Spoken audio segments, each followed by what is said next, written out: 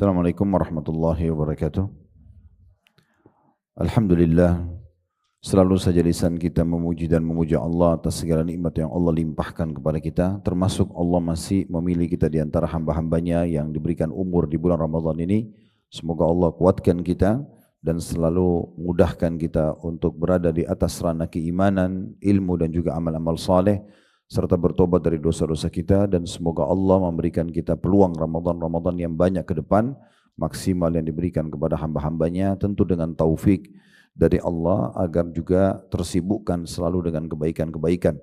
Dan semoga Allah mudahkan juga kita mengamalkan ilmu-ilmu Ramadan ini dari segala macam ragam ibadah yang sudah kita coba bangun pondasinya di Ramadan agar kita terapkan setelah Ramadan nanti. Allahumma amin. Lanjutnya kita panjatkan salam hormat kita kepada utusan Allah Nabi besar Muhammad sallallahu alaihi wa alihi wasallam, sebagaimana Allah telah perintahkan kita untuk mengucapkan salam hormat tersebut. Melanjutkan pada buku kita 100 ide praktis mendidik keluarga menjadi saleh yang ditulis oleh Abdul Latif bin Hajiz Al-Ghamidi, dan kita sudah menyelesaikan ide ke-81 pada kesempatan yang lalu. Sedikit saya ingatkan, ini berbicara tentang masalah memanfaatkan rekreasi keluarga.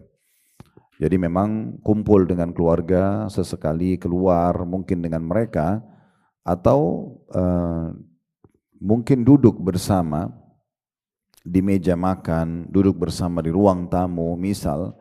Itu sesuatu yang sangat positif sebenarnya. Di sini penulis ingin menitik beratkan pada pertemuan kita yang terakhir membahas ide ke-81 membentuk keluarga saleh adalah memanfaatkan rekreasi dan perjalanan darat ataupun laut ataupun udara untuk menguatkan iman di dalam hati mereka. Hal itu dengan mengaitkan mereka dengan Tuhan mereka pada setiap apa yang mereka lihat atau dengar atau alami. Misal contoh di pesawat, kalau memang lagi duduk di pinggir dekat jendela, bisa sambil melihat ke langit, sambil kita coba mentadabburi gitu kan, merenungi bagaimana Allah ciptakan langit itu, dan kita jelaskan kepada anak-anak betapa luasnya ciptaan Allah Subhanahu wa taala, berapa sempurnanya gitu ya. Kalau kita memang menghafal beberapa ayat Al-Qur'an, atau misalnya sebelum naik pesawat kita bisa searching di Google misalnya tentang tadabbur alam, ayat-ayat tentang tadabbur alam. Jadi sementara di pesawat, setelah kita download tulisan tersebut, kita bisa bacakan buat anak-anak penerbangan 1 jam misalnya Jakarta Surabaya, atau 2 jam penerbangan, apalagi kalau lama sampai misalnya perjalanan umroh sampai sekian jam ya, 8, 9 jam, 10 jam, karena Jakarta Jeddah itu bisa memakan 9 jam kalau direct, dan lebih kalau dia transit tentunya, dan juga ada penerbangan sekitar 10 jaman ya, hampir 10 jam kalau langsung direct Madinah, Jakarta Madinah. Maka semua ini bisa kita tunggangi untuk memberikan manfaat kepada anak-anak yang sedang bersama kita. Jadi kita tunggangin dengan memberikan kepada mereka informasi. Jadi bukan hanya sekedar kosong saja tanpa diisi dengan memberikan manfaat secara keimanan. Kemudian juga menunjukkan kepada mereka dunia dengan kacamata akhirat, keindahan mengingatkan surga berikut kenikmatan-kenikmatan di dalamnya. Mungkin juga bisa dengan membaca buku. Kalau kita misalnya bawa buku di pesawat, dibacain buat anak-anak, buku tentang surga dan neraka, buku tentang para nabi-nabi misal, semua itu masuk dalamnya. Dan juga mengingatkan keburukan dan kejelekan ya, dan efek dengan siksa api neraka yang membakar segala isinya yang menyakitkan. Kemudian juga kalau melihat gunung-gunung, kita menggunakan untuk mengingatkan bagaimana kekuatan Allah Subhanahu wa taala, karena gunung sendiri dari batu yang kokoh dan kuat, maka itu ciptaan Allah Subhanahu wa taala. Kita bisa menunggangi itu sambil coba kita menghubungkan dengan masalah keimanan. Langit-langit mengabarkan kuasa Allah, lautan memberitahu keagungan Allah, awan menyatakan rahmat Allah. Dan demikianlah seorang muslim hidup bersama keluarganya dengan hati yang hidup dan juga terjaga. Dia selalu mengumamkan bersama keluarganya dalam renungan, tadabbur dan tafakkur firman Allah Subhanahu wa taala dalam surah Luqman ayat 11, "Hada khalqullahi fa'aruni madza khalaqal ladzina min duni." Inilah ciptaan Allah, maka perlihatkanlah oleh kalian kepadaku apa yang telah diciptakan oleh sembahan-sembahan kalian selain Allah. Jadi ini kurang lebih bahasan kita yang terakhir sedikit kita reviewkan. Dan insya Allah sekarang kita akan masuk ke ide 82. Bagaimana kita membentuk keluarga yang baik dan dekat dengan agama. Nah kebetulan momentum Ramadan tentunya inilah saya melihat waktu kita berpesta tanda kutip di sini dalam ibadah. Kita berpesta dalam berdoa, kita maksimalkan doa kita. Kita berpesta dalam puasa, dalam zikir, dalam baca Al-Quran, sholat malam, terus kemudian menerapkan karakter-karakter positif seperti jujur, dermawan, ya. Serta juga kita mengontrol ibadah-ibadah hati seperti ikhlas, tawakal, keyakinan kepada Allah Subhanahu wa taala. Semua ini momentum Ramadan luar biasa. Ini adalah lembaga pelatihan yang sangat besar dan pesertanya paling banyak di muka bumi ini. Pengawasnya langsung Allah Subhanahu wa taala dan dicatat semua amal tersebut dan hasil pekerjaan kita oleh para malaikat. Dan tentunya dimanapun kita pergi di Ramadan ini di muka bumi, kita akan temukan semua muslim sedang sibuk dengan program-program yang baik.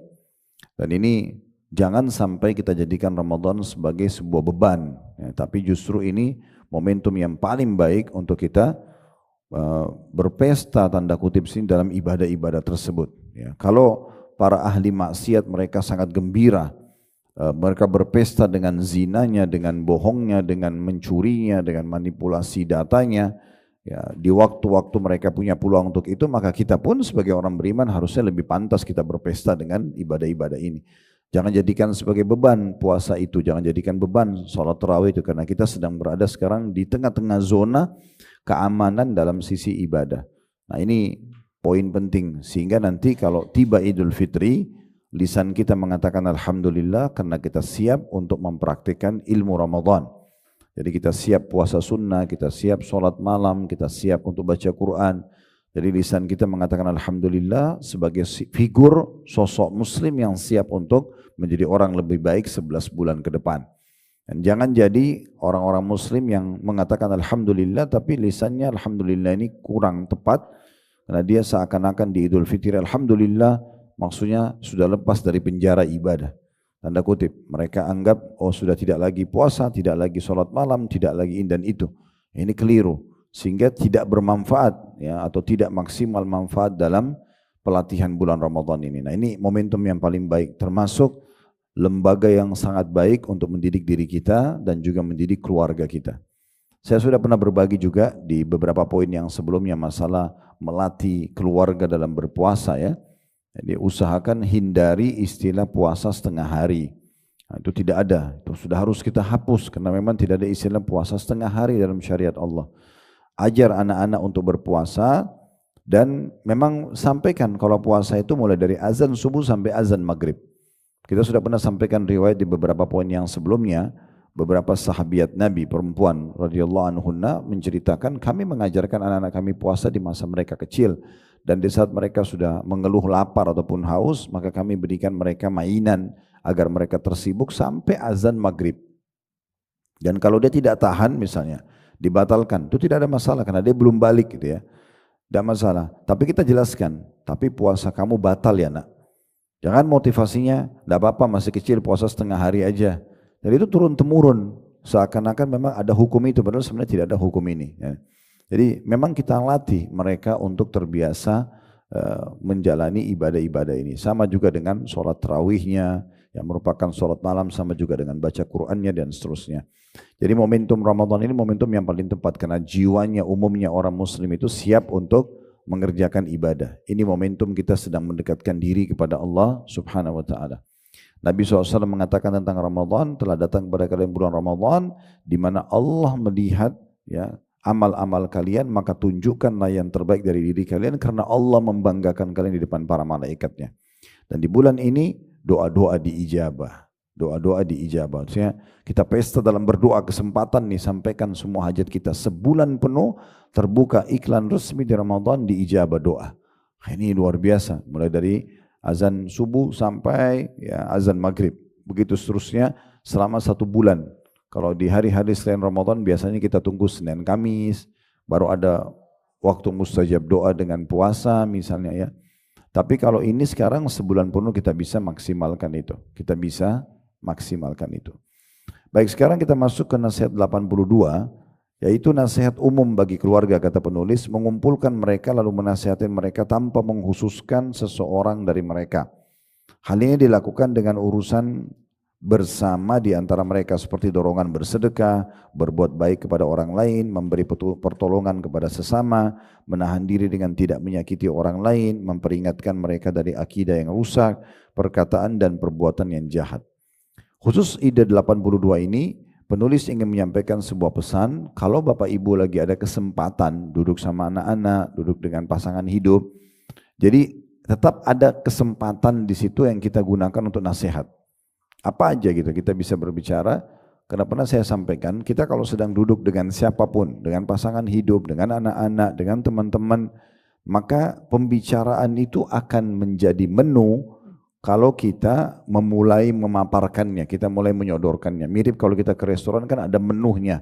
Nah, orang kalau sedang duduk berbicara, itu biasanya menunya itu adalah pembicaraan pertama yang diucapkan.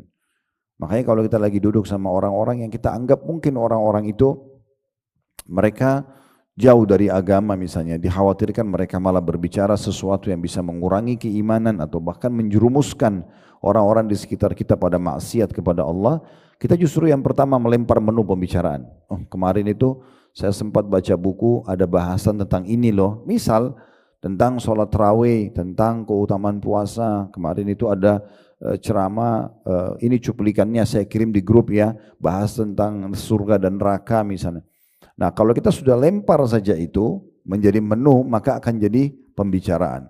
Dan otomatis akhirnya orang-orang yang fasik atau jauh dari agama, mereka tidak akan melempar menu pembicaraan mereka. Karena memang ini akan jadi menu.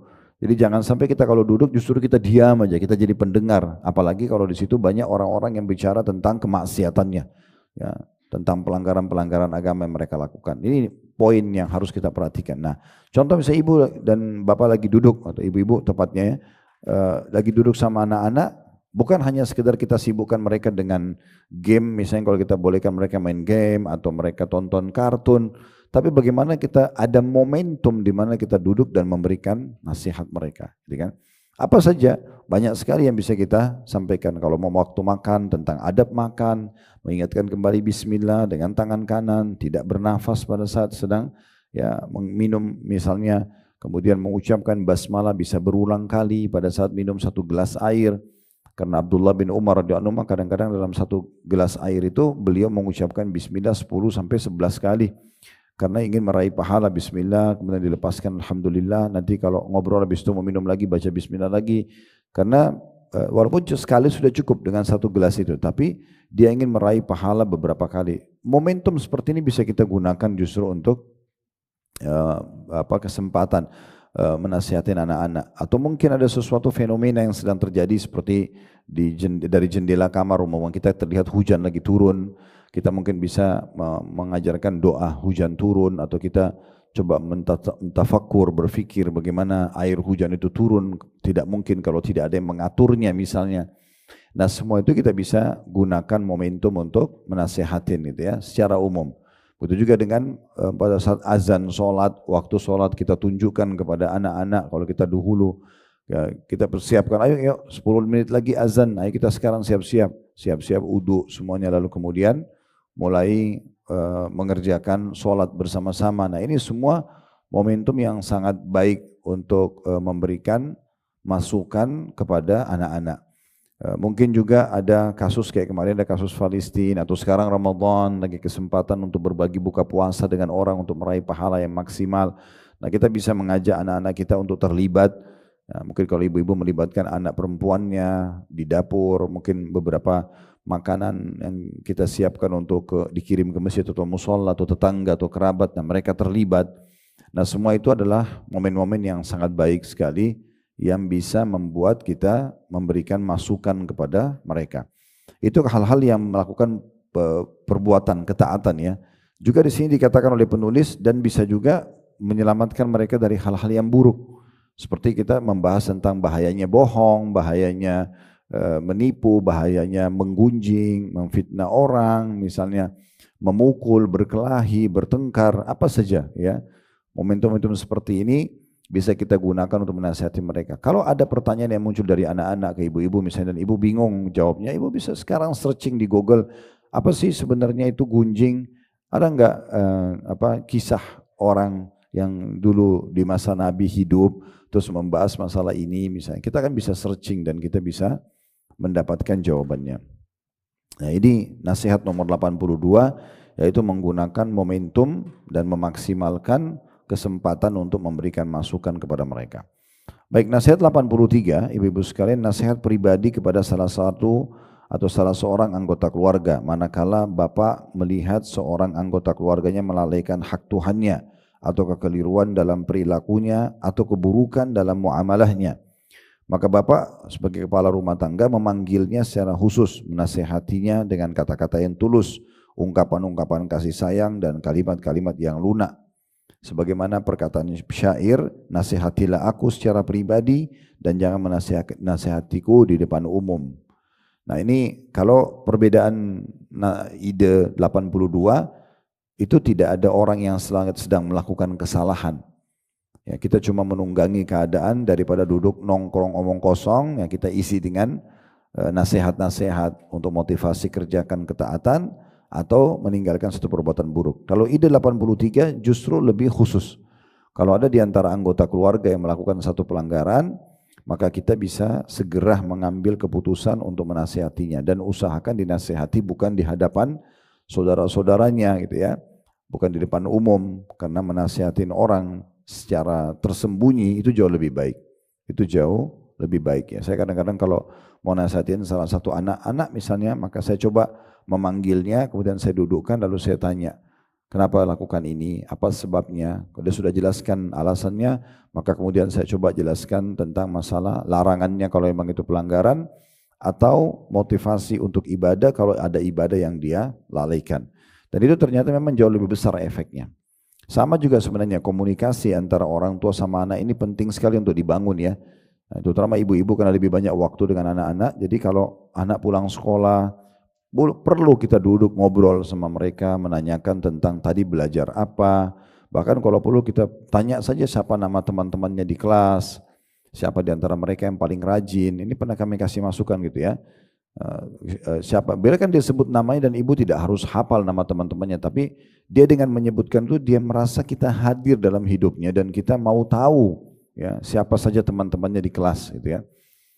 Nanti setelah dia jelaskan baru kita tanya siapa di antara teman-teman tadi yang disebutkan namanya itu yang paling rajin, yang juara di kelas atau di sekolah, maka pasti dia akan sebutkan, oh si fulan. Kenapa? Oh dia rajin sekali baca buku, dia begini dan begitu. Oke, jadi seperti itu ya nak gitu ya. Dan berteman sama orang begitu. Siapa di antara teman-teman kamu yang paling tidak baik? Oh ada si fulan, kenapa suka ganggu orang, tidur kalau guru lagi ngajar. Oke, jangan ikutin orang seperti itu ya. Nah contohnya. Jadi ini penting juga kita ngobrol sama mereka, apa yang terjadi di sekolahnya, apa yang terjadi di pergaulannya gitu ya. Jangan karena kita sudah masukkan anak kita di Islamic boarding school atau di pesantren, lalu kita menganggap sudahlah anak saya pasti akan jadi baik. Itu bukan jaminan. Bukan jaminan, bisa saja syaitan masuk di celah-celah kesempatan untuk menyesatkan atau membuat anak kita tergelincir, itu karena kita tidak menanyakan. Jadi harus ada sinkronisasi antara internal di rumah kita sama eksternal di luar rumah, maksudnya di sekolah gitu ya. Jadi kita harus tetap menanyakan dan komunikasi antara ibu dengan wali kelas itu harus hidup sekali. Tanyakan bagaimana anak saya, apa perkembangannya, ada masalah apa di sekolah gitu ya. Jangan sampai dia ikut-ikutan sama temannya, gangguin teman-teman yang lain, tapi sekolah tidak melaporkan misalnya ya. Atau dia buat geng-geng di sekolah gitu ya, sehingga melakukan kesalahan. Saya pernah bicara sama salah satu anak yang Allah amanahkan di pundak kami, SD. Saya pikir anak ini sudah aman gitu ya. Tadinya begitu, karena di sekolah Islamic school dan saya juga kenal banyak guru-gurunya, kenal lembaganya, tapi waktu saya duduk bicara, saya kaget begitu mendengar dia sendiri, anak ini dengan polosnya menceritakan di sekolah itu ada geng-geng, dan geng-geng ini memang mereka tuh yang suka buat onar di sekolah, ganggu orang yang sekolah, mereka juga melakukan pelanggaran-pelanggaran, dilarang bawa handphone, mereka tonton sesuatu kalau lagi istirahat di pojok sekolah, itu pihak sekolah nggak tahu. Tapi karena saya korek informasi itu, saya cuma bicara, hanya saya tahu, saya pun datang ke pihak sekolah lalu saya menyampaikan. Ada kejadian informasi seperti ini loh dari anak saya. Ya kan? Dan ditelusuri ternyata betul. Nah, ternyata betul. Akhirnya kan permasalahan di sekolah itu bisa selesai karena kita coba menanyakan gitu ya. Jadi baik mereka masih kecil atau mereka sudah gadis atau bujang. Nah ini gadis bujang juga ini perlu kita dengar cerita mereka. Ya, itu cerita mereka. Saya juga diamanahkan anak yang sudah balik, begitu saya sempat tanya, alhamdulillah Allah jaga mereka dan semoga segitu terus ya. Tapi saya coba tanya, di sekolah yang islami ini, di sekolah yang sudah dianggap insya Allah sesuai dengan sunnah, ini ada pelanggaran nggak sih? Karena kita kan orang tua cuma tahu dari luar, tidak tahu. Saya tanya, memang langsung to the point. Saya panggil anak saya, duduk berdua, bukan di depan saudaranya. Saya cuma mau tahu bagaimana di sekolah. Di sekolah itu ada orang yang berpacaran nggak? Dia diam langsung saja dia mengatakan ada. Loh kok bisa? Bagaimana? Nggak diawasin oleh sekolah. Oh mereka nanti kalau selesai sekolah janjian di kantin luar atau di restoran yang di luar sekolah sehingga sekolah tidak tahu. Dan itu kayak sudah menjadi informasi rahasia umum di antara siswa dan siswi di situ gitu ya. Padahal sebenarnya gedungnya dipisah antara laki-laki sama perempuan, mereka sudah sangat ketat dijaga. Itu masih saja lost gitu ya. Itu contohnya. Sehingga pada saat itu saya jadi tahu sebuah informasi yang mungkin kalau saya tidak tanya dia tidak akan cerita. Tapi karena saya buat suasana nyaman antara saya sama dia berdua, seperti teman, bersahabat, kita ngobrol. Mungkin ibu kalau anak baru pulang sekolah masuk ke dalam kamarnya, duduk seperti temannya, seperti apa sih gitu ya. Assalamualaikum nak, apa kabar, gimana tadi sekolahnya, gimana tadi dan itu. Sambil ngobrol, ada kejadian apa di sekolah. Siapa tadi temannya yang berbuat kebaikan hari ini? Oh ya ada teman saya itu berbagi, dia sedekah tadi bagi makanan. Nah itu bagus tuh. Ada nggak yang buat kesalahan tadi? Nggak apa-apa kita tanya. Oh ada tadi yang ugal-ugalan, ganggu segala macam gitu. Contoh. Nah itu semua kita bisa jadikan momentum nasihat yang sangat baik.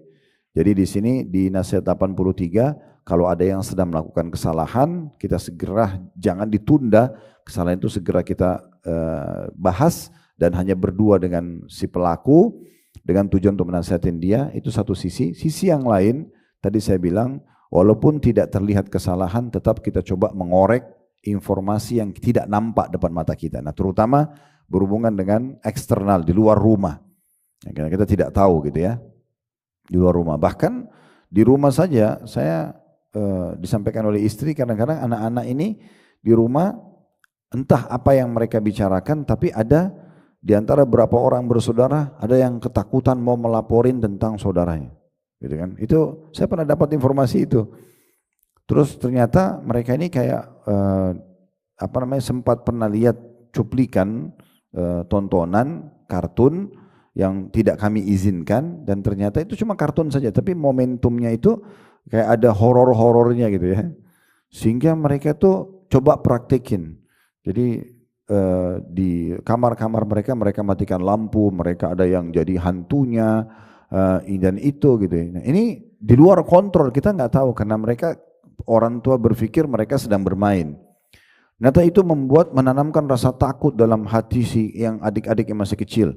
Jadi mereka ini tidak berani ke kamar mandi, nggak berani tidur sendiri, nggak berani. Ini dari mana asal muasalnya nih? Saya coba cari tahu pada saat mau ke kamar mandi minta ditemenin, harus mandi ditemenin. Ini ada apa nih? Saya coba tanya istri saya, kenapa ini?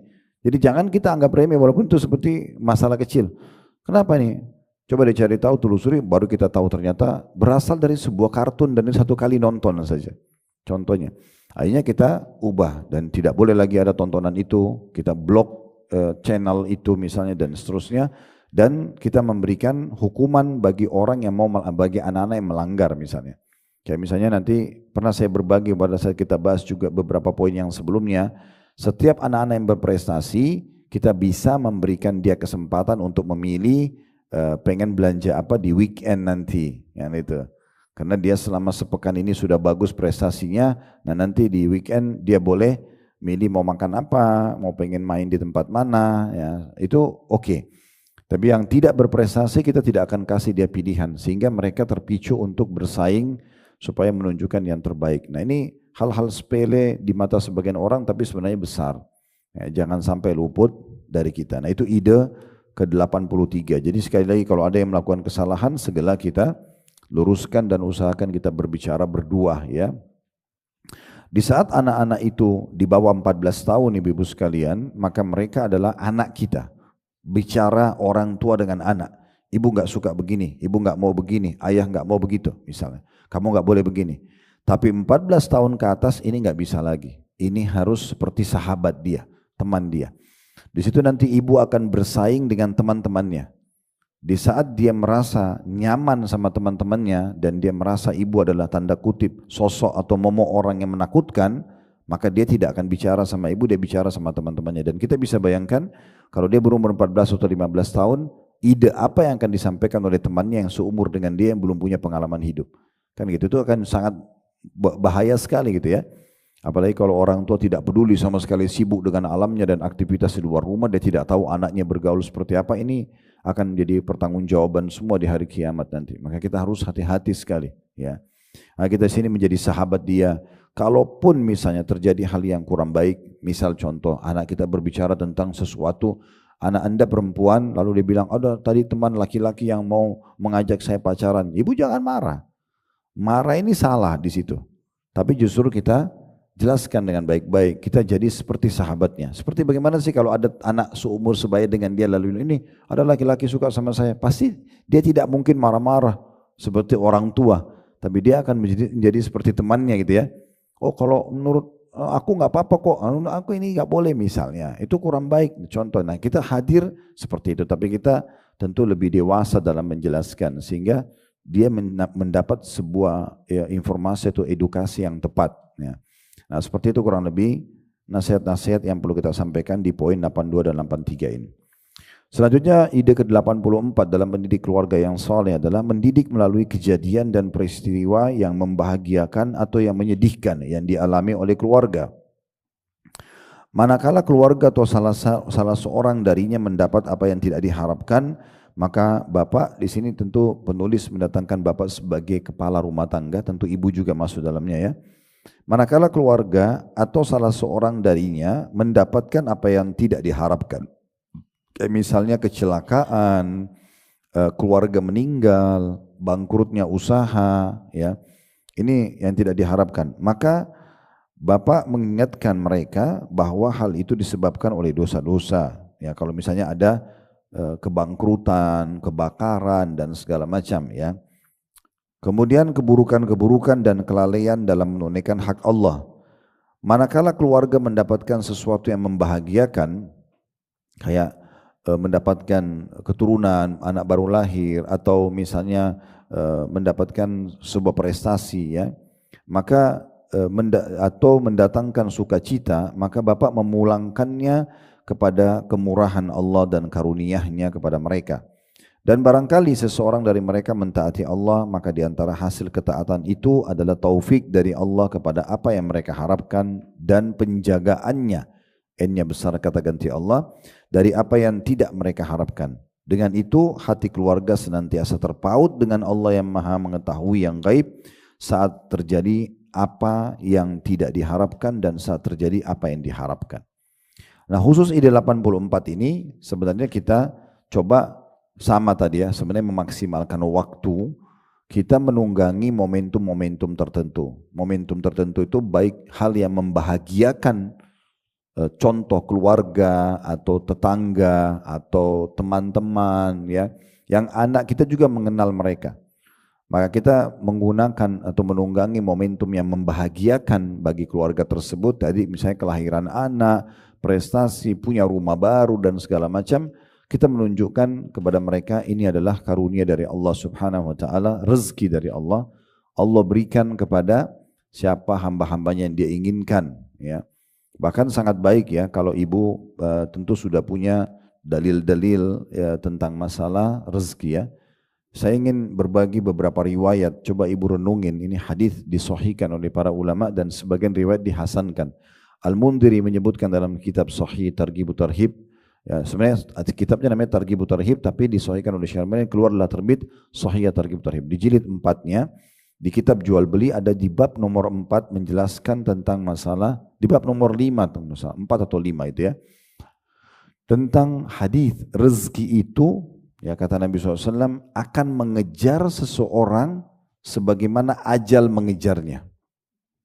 Ya, mungkin jarang orang mendengar hadis seperti ini ya, tapi begitu Nabi SAW sampaikan, sungguh rezeki itu akan mengejar seseorang sebagaimana ajal mengejarnya. Dalam riwayat yang lain, Nabi SAW pernah melihat ada satu orang miskin, kemudian orang miskin itu minta bantuan gitu ya. Nabi SAW melihat ada kurma, kemudian kurma itu Nabi raih, lalu Nabi berikan kepada orang miskin itu. Orang miskin itu mengambilnya. Kata Nabi SAW, kalau kau tidak mengambil kurma ini akan datang kepadamu. Maksudnya apa? Rezeki itu sudah Allah tentukan. Allah sudah tentukan. Dan banyak hadits-hadits juga dinukil oleh beliau yang berbunyi, kata Nabi SAW, sungguh Jibril telah datang kepada aku menyampaikan, tidak akan pernah wafat satu jiwa sampai semua rezekinya akan diberikan.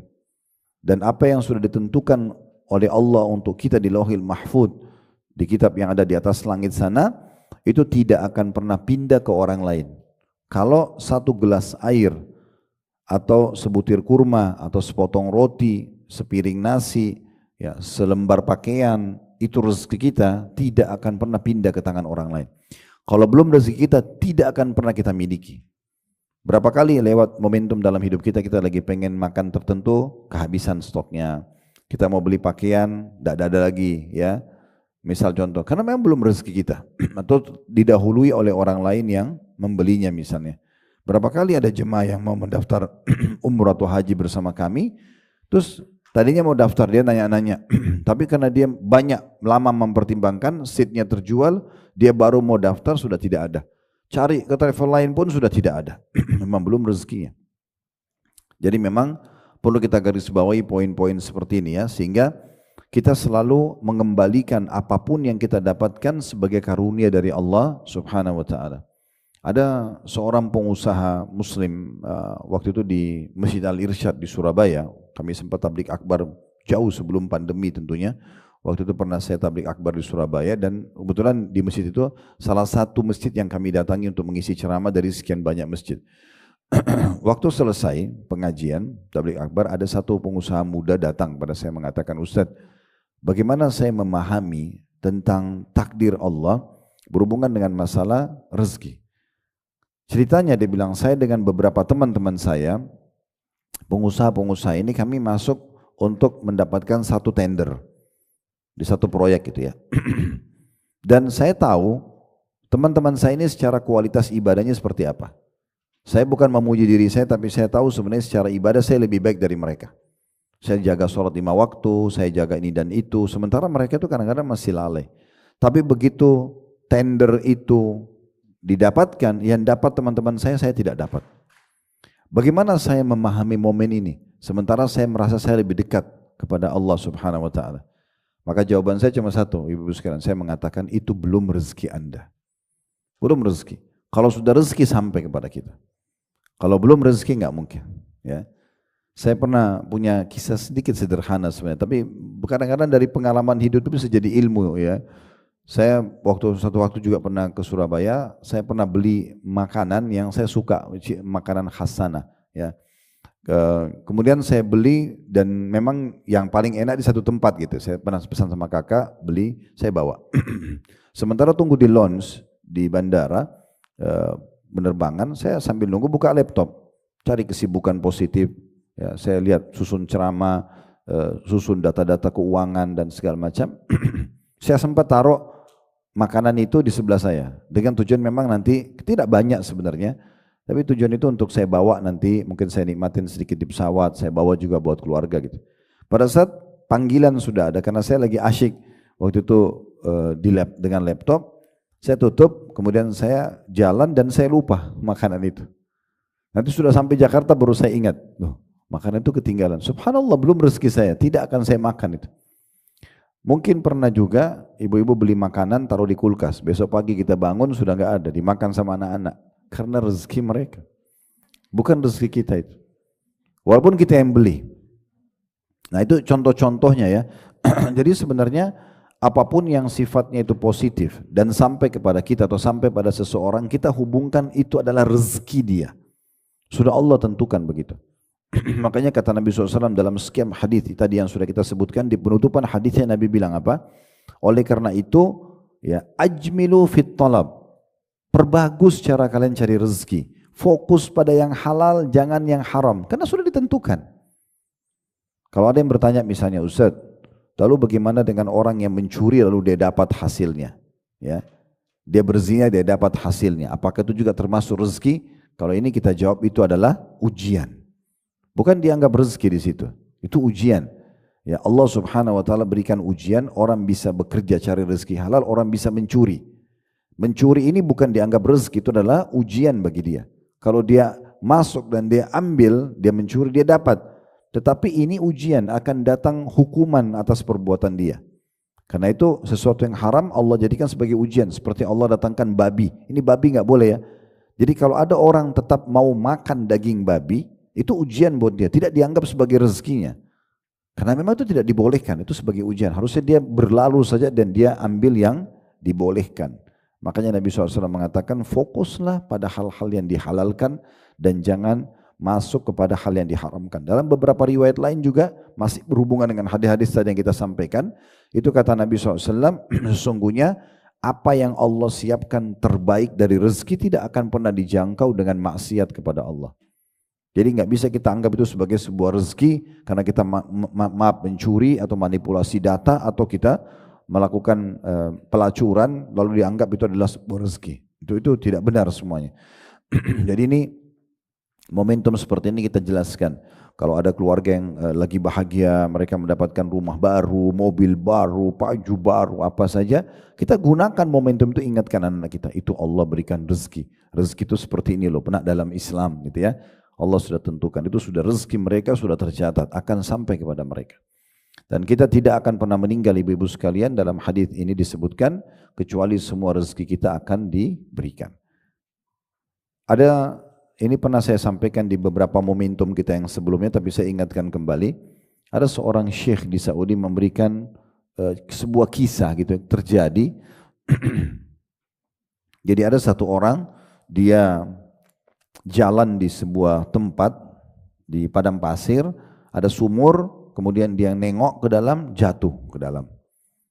Nah, waktu dia jatuh dalam, dia teriak-teriak seperti orang biasa jatuh di sumur, teriak-teriak minta tolong. Ada satu kafilah, kelompok orang lewat, dengar, dibantu dikeluarkan. Setelah dikeluarkan, seperti biasa kalau ada kejadian motor jatuh, orang jatuh, kan orang tanya kenapa, ya, seperti itulah ditanya. Ceritalah dia, tadi saya nengok, saya jatuh, segala sesuatu diceritakan sama dia. Karena orang-orang ini kesian, dikasih satu botol air, segelas air, minumlah dia. Setelah dia minum, meninggal. Yang minum air ini meninggal dunia. Kata syekhnya, Maha Suci Allah yang mengatur satu gelas air itu harus sampai ke tenggorokannya dulu baru dia mati. Sebenarnya kan momentum matinya dia secara hitungan manusia pada saat jatuh di sumur. Tapi Allah buat dia masih bisa keluar, dia minum dulu satu gelas air itu baru dia meninggal dunia. Seperti itu dalam memahami rezeki. Sebenarnya Allah SWT sudah tentukan. Jadi ikhtiar kita ini sebenarnya adalah pelengkap dalam kehidupan. Pelengkap dalam kehidupan. Makanya fokus kepada yang halal saja. Dan Hasan Basri berkata rahimahullah, saya selalu senang dan tenang, salah satu dari hal-hal yang beliau sampaikan dalam statementnya, karena saya tahu rezeki saya sudah ditentukan dan tidak akan pernah pindah ke orang lain. Tidak akan pernah pindah orang lain. Jadi tidak usah kita menganggap orang ini ngambil jatah saya. Sebenarnya bukan ambil jatah. Memang bukan bagian dari hak kita. Ini momentum seperti ini. Dan sebaliknya, kalau seandainya ada hal-hal yang menyedihkan, ini masih di ide yang 84, bagaimana kita mendidik anak-anak kita, ada keluarga, teman kita atau tetangga yang keluarganya meninggal atau apalah, terjadi kecelakaan, terjadi apa, itu kita jadikan bahan introspeksi diri. Kita sampaikan kepada mereka. Umumnya, ujian-ujian yang datang, kalau meninggal itu memang sudah ajal, kita jelaskan tentang masalah ajal. Tapi kalau ada orang ya, kecurian, ada orang yang kena penyakit yang berat misalnya, ini biasanya umumnya karena ada dosa-dosa yang dilakukan. Kita tidak langsung memvonis orang pelaku dosa, tapi kita mengatakan ujian-ujian yang berat datang itu biasanya karena pelanggaran agama. Maka jangan sampai kita melanggar, karena Allah sudah menjanjikan orang-orang yang beriman dan taat itu kehidupannya bahagia. Berarti kalau ada orang yang didatangkan ujian oleh Allah SWT berat bagi dia, berarti ada sesuatu nih penyebabnya. Ya, Pasti ada sesuatu yang membuat tertahannya nikmat atau rezeki karena pelanggaran-pelanggaran gitu ya. Jadi kita kalau misalnya momentum kematian, kita ingatkan tentang kematian dan bagaimana kita bersabar.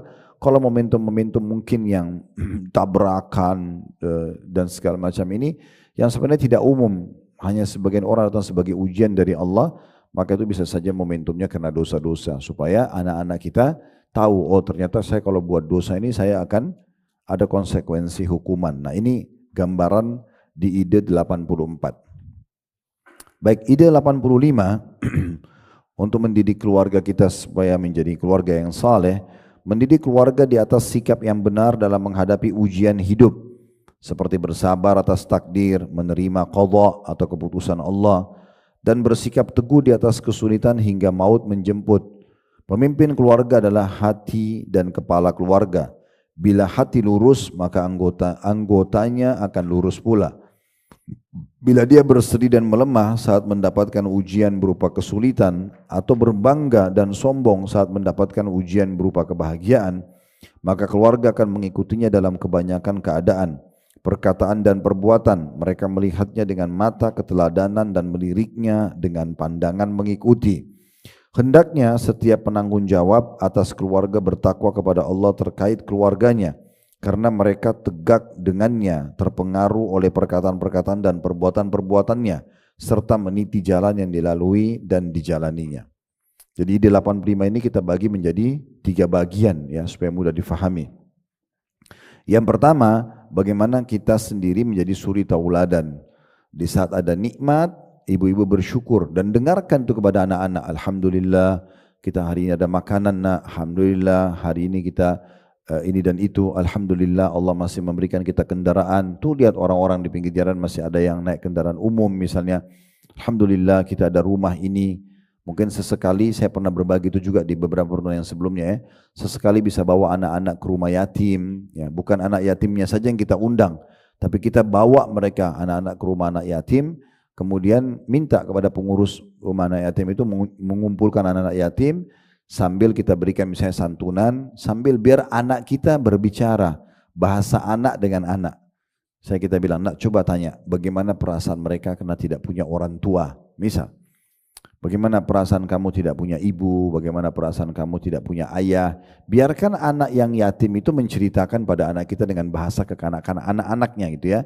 Oh tidak enaklah inilah itulah. Nah itu memberikan pelajaran yang sangat baik dalam kehidupan mereka. Biarkan anak kita jalan keliling melihat kamar-kamar anak yatim di rumah yatim itu, kamar mandinya, gitu kan? Bagaimana pada saat mereka dihidangkan makan dengan batasan makanan, dengan ala kadarnya, semua itu akan membuat mereka lebih mensyukuri nikmat yang ada di rumah, gitu ya. Nah ini kan kita jadikan itu sebagai momentum yang tepat sebenarnya ya. Jadi bagaimana kita menjadi suri tauladan kita sendiri, kalau ada nikmat kita selalu bersyukur, kita ajak anak-anak kita bersyukur, dan salah satu tadi selain kita ucapin, kita juga coba mengajak mereka melihat rumah yatim, orang-orang susah dan segala macam itu. Nah ini bagian pertama dari ide ke-85, bagaimana orang tua itu menjadi suri tauladan. Juga satu sisi kalau ada ujian datang kayak misalnya dia lagi sakit, dia enggak nunjukkan kepada anak-anak momentum keluhan. Karena saya pernah jelaskan ya, statement Umar radhiyallahu anhu, kalau ada orang yang sedang diuji oleh Allah, maka keadaannya cuma 2. Yang satu akan mendapatkan pahala, yang satu justru mendapatkan dosa. Yang mendapatkan pahala adalah kalau dia diuji oleh Allah, bangun tidur misalnya dia tiba-tiba bangun dalam kondisi sakit, maka dia bisa menerimanya. Oh Allah lagi uji saya. Dia bisa terima itu ya, sebagaimana dulu saya sehat, sekarang Allah uji saya sakit. Karena sudah sakit, berkeluh kesah pun tidak akan mendatangkan kesembuhan. Maka diterima, oh ya ini Allah lagi uji saya. Maka dia mendapatkan pahala karena menerima keputusan Allah itu, kemudian juga dia mudah melaluinya, karena bagi dia ini sebuah ujian yang sudah saya jalanin aja, saya nikmatin prosesnya. Dan yang ketiga, dia juga akan menemukan jalan keluarnya. Tapi orang yang kedua yang tidak bisa menerima takdir Allah Subhanahu wa taala, ujian yang datang kepada dia, maka dia akan menolak. Kenapa saya bisa sakit? AC lah disalahin, cuaca misalnya, pasangan hidupnya kah, makanan yang dikonsumsi tadi malam, berbagai macam alasan dicari untuk menyalahkan kenapa dia sakit. Misalnya dia tadi malam tidur sehat, sekarang bangun flu atau demam. Karena sebenarnya mencari alasan itu tidak akan ada manfaatnya buat dia. Gitu kan? Karena kata Nabi SAW, kalau sudah terjadi sesuatu pada kalian, ucapkanlah, qadarallahu wa ma syaa fa'al. Allah sudah takdirkan dan terjadi. Dan jangan buka pintu kalau seandainya, atau lau dalam bahasa Arab, karena itu membuka pintu-pintu syaitan. Gitu ya. Jadi sekarang kita menerima itu. Nah, kalau orang tidak bisa menerima, maka secara otomatis dia seperti menolak, ya Allah kenapa kok buat saya sakit? Ini kan seperti memprotes. Anda saja kalau kerja di perusahaan, perusahaan kasih satu keputusan, ketika ada protes mungkin kita akan dikasih surat SP, ya, surat peringatan, atau kita dikeluarkan. Nah itu keputusan. Nah bagaimana keputusan Allah Subhanahu Wa Taala? Kalau ada nikmat kita tinggal bersyukur, ada ujian kita harus bersabar, bisa menerimanya. Maka kalau orang tidak bisa terima, dia akan dapat dosa. Karena dia tolak takdirnya Allah itu, dia sulit melaluinya. Karena selalu berkeluh kesah dengan apa yang sedang datang ujian pada dia, dia susah melaluinya. Orang tadi kalau menerima lebih mudah melaluinya. Dan yang ketiga tidak menemukan jalan keluarnya. Jadi memang ini poin yang sangat penting untuk kita jadikan diri kita sebagai suri tauladan. Ya. Itu bagian pertama yang kita ingin titik beratkan di ide 85, bagaimana kita sebagai orang tua menjadi suri tauladan. Kalau ada nikmat kita bersyukur, ada ujian kita coba bersabar. Jadi nanti mata anak-anak kita ini dan pasangan itu kita akan tersorot sebenarnya menuju ke arah kita. Ya, terutama di sini yang disoroti oleh penulis tentunya bapak rumah tangga dan ibu tentu juga sebagai wakilnya suami, ya, itu sama posisinya ya. Anak-anak akan selalu melihat bagaimana sikap kita sebagai orang tua. Kalau ada nikmat bersyukur, mereka juga pasti akan belajar bersyukur. Kalau ada ujian bersabar, maka mereka juga nanti akan menunggangi momentum sabar itu. Sisi yang kedua adalah bagaimana kita harus bisa menerima qadha Allah Subhanahu Wa Taala dan mengetahui keutamaan sabar. Nah, jadi memang sabar itu punya keutamaan yang sangat besar. Sementara sabar itu dibagi tiga oleh sebagian ulama. Sabar dalam mengerjakan ketaatan, seperti misalnya kita sekarang puasa nih, kita butuh sabar, gak makan, gak minum, misalnya sampai waktunya. Ya, kita tutup aurat, kita harus mencari rezeki yang halal. Ini kan sabar dalam ketaatan itu bagian daripada sabar yang paling mulia. Kemudian yang kedua, sabar dalam meninggalkan maksiat. Setiap orang di antara kita pasti punya peluang berbuat dosa. Di saat datang penawaran itu oleh syaitan, kita menolaknya, kita sabar. Ini sabar tingkatan yang kedua. Dan yang ketiga adalah sabar dalam ujian harian. Kayak sakit, gangguan orang, itu sabar yang paling rendah sebenarnya ya. Atau tingkat yang ketiga. Nah di sini kita mempelajari sabar itu. Sehingga kita pun bisa menerapkan dalam hidup kita dan juga mengajarkan kepada anak-anak kita tentang masalah sabar. Kalau mereka sakit, misalnya kita membahasakan sabar ya nak, sambil tetap ikhtiar, karena sabar itu bukan duduk manis elus dada gitu ya, tapi sabar itu adalah menerima takdir Allah kemudian ikhtiar mencari jalan keluarnya, Nah ini bagian kedua yang harus kita perhatikan dan bagaimana kita bisa menerima qadha atau keputusan Allah Subhanahu wa Ta'ala itu ya. Bagian ketiga yang harus diperhatikan dalam masalah poin nomor 85 ini, bagaimana konsistensi kita ya, atau istiqomahnya kita dalam menjaga keimanan kita kepada Allah Subhanahu Wa Taala. Jadi jangan ibu sabar sekarang tapi nggak sabar di momen yang lainnya. Jangan kita bersyukur di satu momen tapi kita tidak bersyukur di momen yang lainnya, gitu ya. Tapi kita terus menerus menunjukkan kepada anak-anak kita atau orang di sekitar lingkungan kita kalau selalu bersyukur dengan nikmat apapun, dari hal yang kecil sampai yang besar, dan juga kita selalu sabar dari hal yang kecil sampai hal yang besar ya. Dan kita sangat tahu kalau kita mensyukuri akan ditambah, kalau kita bersabar maka akan memudahkan kita untuk melalui permasalahan-permasalahan. Nah inilah momentum yang atau nasihat dan ide ke-85. Sekarang kita masuk ide ke-86 dalam mendidik keluarga yang baik dan soleh adalah hadiah adalah media cinta, wasilah kasih sayang dan jembatan kedekatan. Tidak sedikit hadiah yang diberikan oleh seseorang bapak kepada salah seorang anggota keluarganya yang diiringi dengan nasihat yang lembut dalam sebuah buku atau kaset atau surat atau perkataan yang menggugah hatinya untuk menerimanya. Hati manusia cenderung mencintai siapa yang memuliakannya, dengan pemberian dan menghargainya dengan hadiah dan pengorbanan. Dari hadis Abu Hurairah radhiyallahu anhu, beliau menyampaikan bahwasanya Nabi sallallahu alaihi wasallam bersabda, tahadu tahabu, saling memberikan, hendaklah kalian saling memberikan hadiah, niscaya kalian akan saling menyayangi. Hadis ini riwayat Bukhari. Nah, sekarang kita masuk ke ide 86 ini adalah hidupkan hadiah di antara kita. Sering memberikan hadiah, suami ke istri, istri ke suami, ya harus ada perimbangan ya. Ibu-ibu jangan selalu tunggu kejutan dan hadiah dari suami tapi ibu sendiri tidak pernah berbagi pada suami misalnya. Begitu juga orang tua pada anak, anak pada orang tua ya.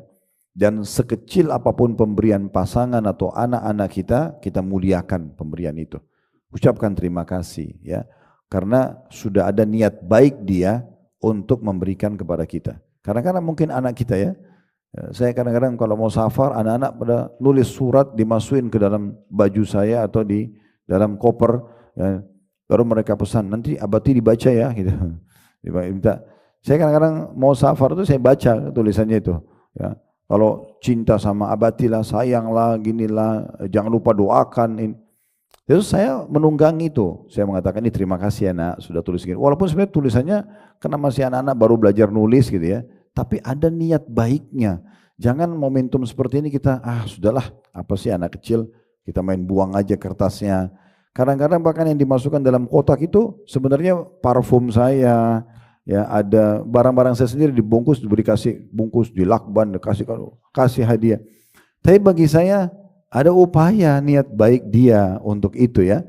Dan itu momentum yang baik. Mungkin karena setiap kali saya datang safar saya bawain hadiah mereka, maka mereka mau balas tapi mereka belum punya apa-apa. Jadi apa yang ada di lemari kadang-kadang diambil gitu ya. Tapi bagi saya itu satu hal yang positif. Satu hal yang positif yang harusnya kita nilai. Ibu kalau diberikan sesuatu oleh suami, walaupun mungkin bagi ibu itu sederhana gitu ya. Tapi coba hadirkan tanda terima kasih itu. Salah satu karakter laki-laki itu suka sekali kalau pemberiannya dinilai.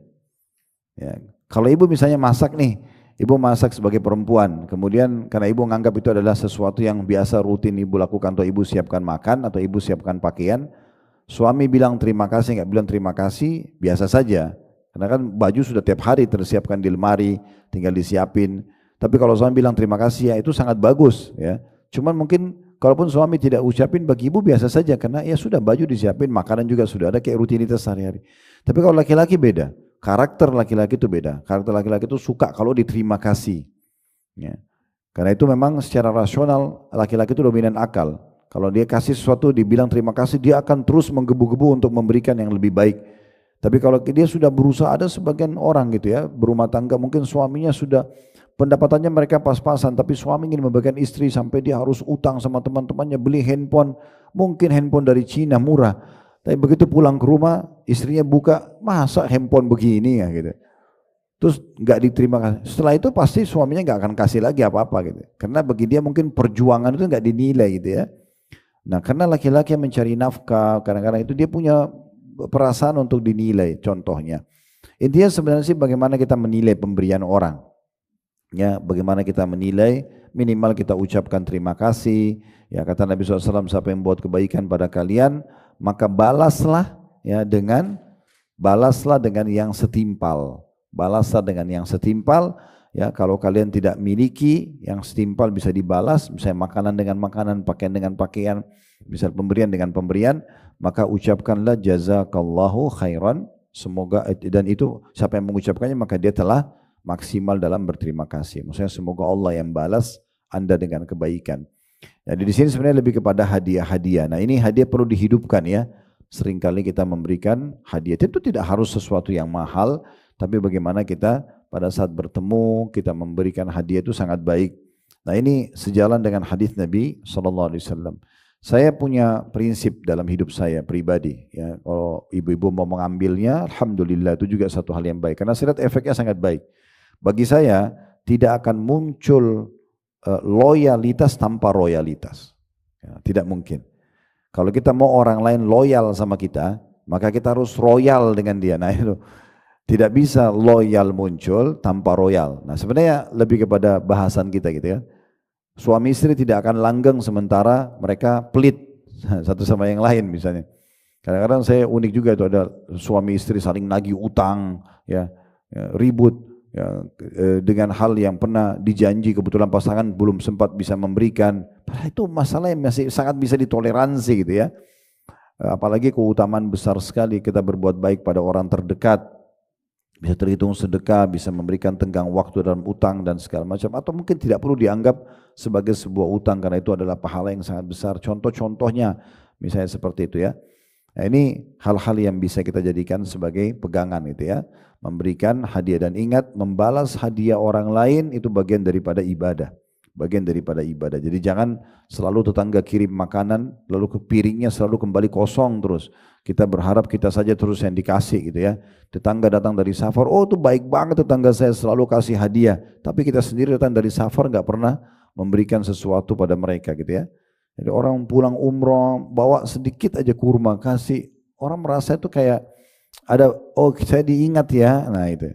Makanya di sini beliau titik beratkan, penulis mengatakan sesungguhnya ya hati itu cenderung mencintai siapa yang memuliakannya dengan pemberian dan menghargainya dengan hadiah dan pengorbanan. Jadi sebenarnya royalitas itu penting ya. Kalau kita dermawan, royal itu akan sangat baik untuk mendatangkan respon positif dari orang lain. Nah sama juga mungkin sebagai penutup, ini juga salah satu prinsip yang saya selalu pegangi. Kalau kita menjaga sebuah kualitas, itu akan mendatangkan kuantitas. Artinya gini, kayak masalah bisnis misalnya, kita bisa jaga, kalau kita jaga kualitas kita, kuantitas penjualan akan tambah, itu otomatis. Kalau kita fokus kuantitas tanpa kualitas, itu akan habis ya. Nah kualitas akan mendatangkan kuantitas. Kita jaga kualitas persahabatan kita, maka itu akan bertambah teman-temannya, kuantitasnya akan bertambah. Nah ini juga prinsip dasar. Selain tadi ya royalitas akan mendatangkan loyalitas. Nah juga sama, kualitas akan mendatangkan kuantitas. Nah ini prinsip-prinsip dasar yang sederhana sebenarnya kalau kita jadikan sebagai pegangan hidup itu sangat baik ya. Tapi ini cuma penawaran saja. Ini kebetulan saya jadikan momentum pegangan hidup saya. Kalau dianggap itu sesuatu yang positif bisa diambil tentunya. Dan insya Allah kedepannya kita akan lanjutkan di poin ke-87 sampai beberapa poin yang Allah mudahkan nanti. Tentu sebagaimana sudah kita tahu di buku kita ini ada 100 ide ya. Jadi kemungkinan tinggal 1 atau 2 pertemuan lagi kita akan menyelesaikan buku kita ini insya Allah. Baru kalau masih berlanjut kajian kita akan pindah ke bahasan buku lain tentunya. Baik, ini yang kita bisa sampaikan pada kesempatan ini, semoga bermanfaat. Kalau ada benar dari Allah Subhanahu wa taala, kalau ada salah tentu dari saya, tolong dimaafkan. Subhanakallahumma bihamdika asyhadu an la ilaha illa anta astaghfiruka wa atubu ilaik. Wassalamualaikum warahmatullahi wabarakatuh.